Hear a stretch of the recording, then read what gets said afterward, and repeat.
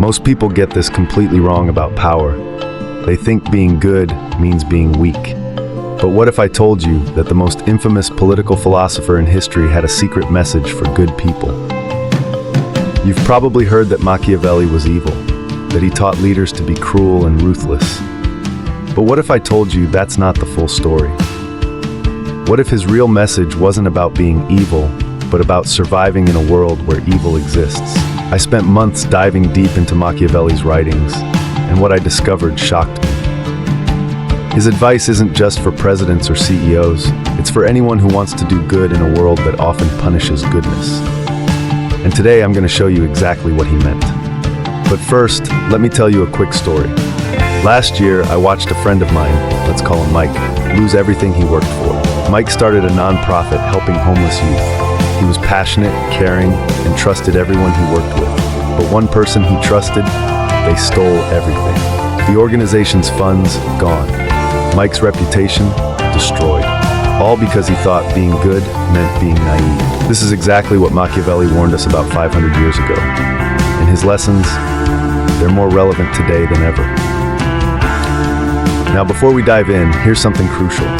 Machiavelli wasn't teaching people how to be evil.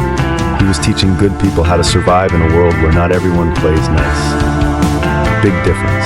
Let's break down his most powerful insights, starting with the most controversial one. It's better to be feared than loved. Shocking, right? But here's what Machiavelli actually meant. If you're running a project, a business, or even just trying to make positive change in your community, being liked isn't enough. You need respect. Why? Because love is unreliable. When things get tough, people who just like you might abandon you. But respect, that sticks around. Think about it. Remember that teacher you had who everyone respected?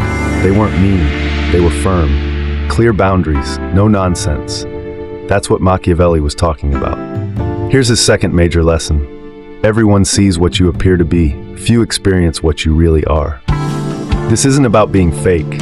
It's about understanding that perception matters.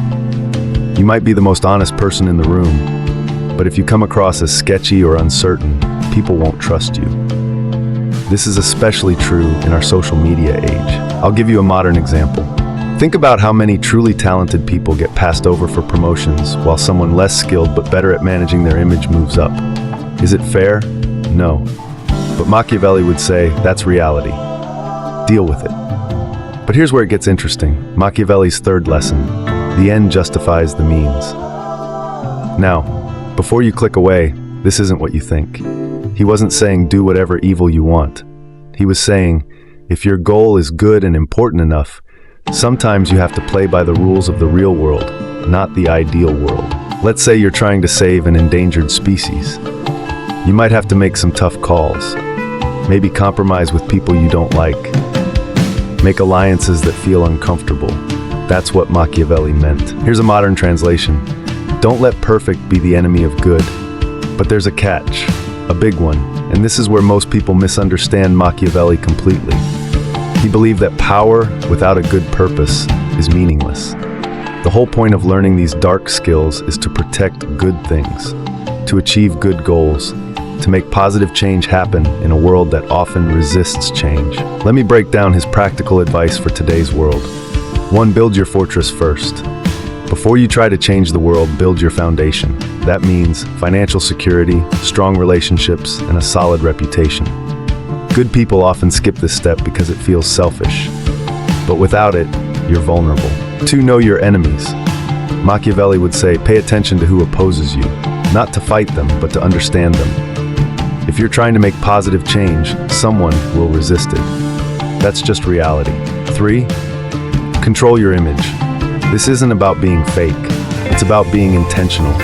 How do you present yourself? How do people perceive your work? This matters more than we'd like to admit. 4. Choose your battles. You can't fight every fight. Sometimes letting small issues go protects your ability to win the big ones. 5. Build real alliances. Not just friendships, but strategic partnerships. Find people who share your goals, not just your values. Now here's something fascinating I discovered in my research. Machiavelli himself wasn't just writing theory. He had seen his home city, Florence, torn apart by people who were too idealistic to deal with reality. Good people who lost everything because they wouldn't play the game. But there's a modern twist to this. In today's world, being completely Machiavellian doesn't work either. Why?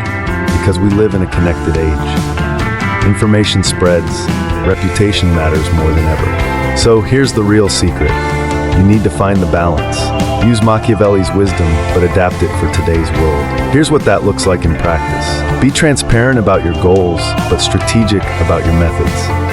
Build genuine relationships, but know how to protect yourself. Stay true to your values, but don't be naive about others.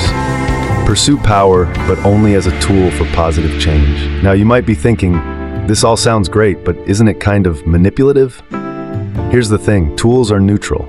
A hammer can build a house or break a window. Machiavelli's advice is the same. The difference is in how you use it. Let me give you a personal example.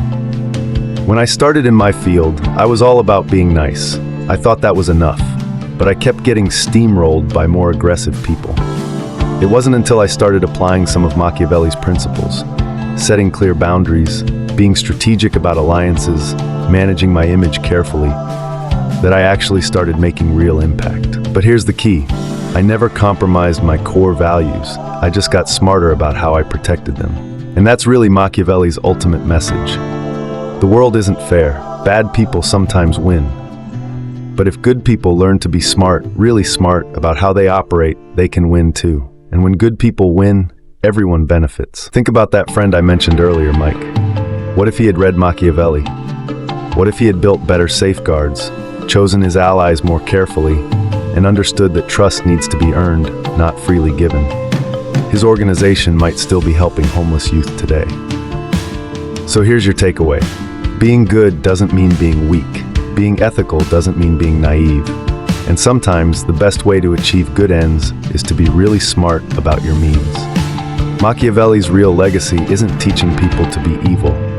It's teaching good people how to survive and thrive in a world that isn't always good. If this made you think differently about power and leadership, hit that subscribe button for more insights that challenge conventional wisdom.